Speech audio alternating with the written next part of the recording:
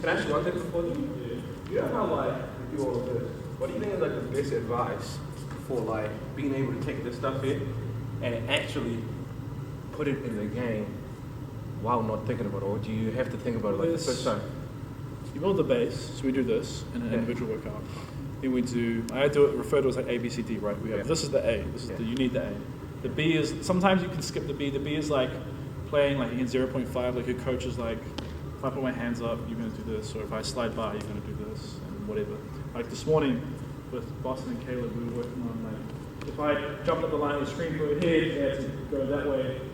And if I didn't, they had to use that way. So I had to make a quick decision, so I had to drop before it, and then had to make a decision whether did he hedge or did he not. And if I did, they had to go the other way. So that's like the B.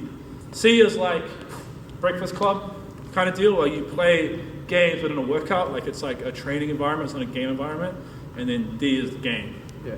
So a lot of it's just like you try it out in a lot of open runs. So you do the A, so you don't really need to do the B, to be honest. Yeah. It kind of depends who you are. High school athletes seem to do a lot of the B, but like you probably don't. You probably just go from here to a game. Yeah. So doing it here, playing a lot of open runs, and then when you're in open runs thinking about it, I'm going to try this, see what happens out of it. So you would actually mentally tell yourself, this is what I'm going to do. And then I think a lot of my players will say that. They'll come into a thing and they're like, I'm just going to try a push cross every single time I do get on the floor today. So they get a ball every single time. They'll just try it and see what happens, and you learn to make reads out of it like that. And I think over time everyone develops their own bag. So it's like everyone has their go-to moves. So for me, it's like, can I either add to your go-to moves, so can I make it better, or can I give you something else that's way more useful? So for me, it's like, my coaching philosophy tells me that like, I want players to be able to create a quick advantage when they bring the ball up. So that's like, a lot of coaches think, that's action, handoff, screen, get whatever action. I think, I want you to bring the ball up, immediately be a threat to shoot this, so they have to respect you, then immediately be a threat to just replace your feet and get down the field. And that's huge. Like if I don't have to call a play or an action and we can just have our point guard come up and beat someone, like that to me is huge. That's my philosophy, and that's where my training style comes from. But a lot, like you said, it's A, B, C, D. Work on the basics. You start with the breakdown. Like you don't need the breakdown stuff.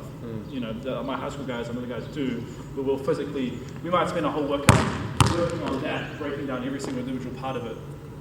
And then it's just the B and the C, trying it out a lot. And I think as well, once you start doing something in a workout, and you train with someone for a while, you play a lot, eventually you do it.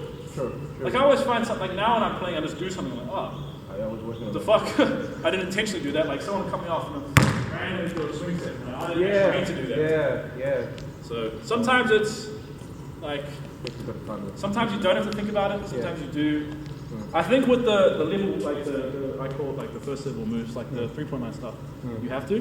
But when you go second, third level, like your mid-range stuff and you're at the rim stuff, you just kind of do something after time. Just make decisions. Good. Yeah.